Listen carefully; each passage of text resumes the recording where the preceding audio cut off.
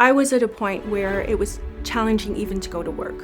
One night in particular, it was really bad, and I remember not really knowing what was going on. Schools were reaching out constantly. There was always crisis.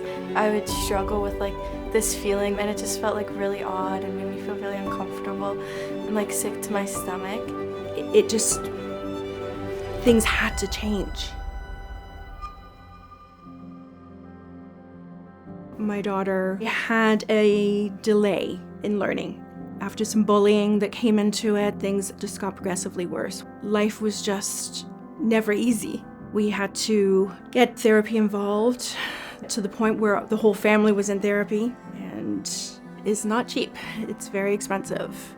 I associated my room being the cause of my anxiety, so I'd be scared to sleep in my room and scared because I was this is where I first had my first real anxiety attack. I don't know what it was, it's just I got so nervous, and then I would hyperventilate and couldn't breathe. One time I remember my parents, it was a really bad day, and my dad ended up staying home from work because he didn't want me to be alone. That's when my parents are I can't live my life like this. We need to fix it.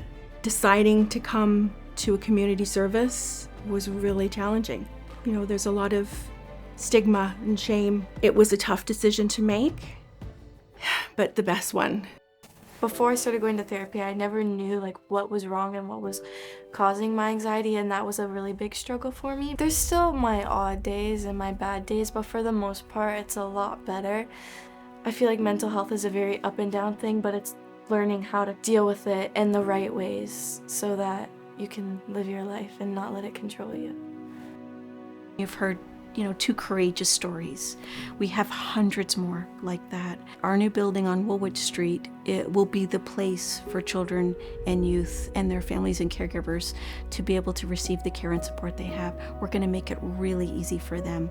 You walk through the doors, the Grove is there with over 30 providers connected. To be able to watch this building being constructed and to know what it's going to mean for children, youth, families, or caregivers, it means so much to us. We are not quite there in terms of reaching our overall goal. We have a gap to bridge. People ask me all the time, what can I do? How can I help? Your donation will help us cross that finish line. The more support we can create for our children and youth, but also for their networks, the better our kids are going to be able to weather this storm.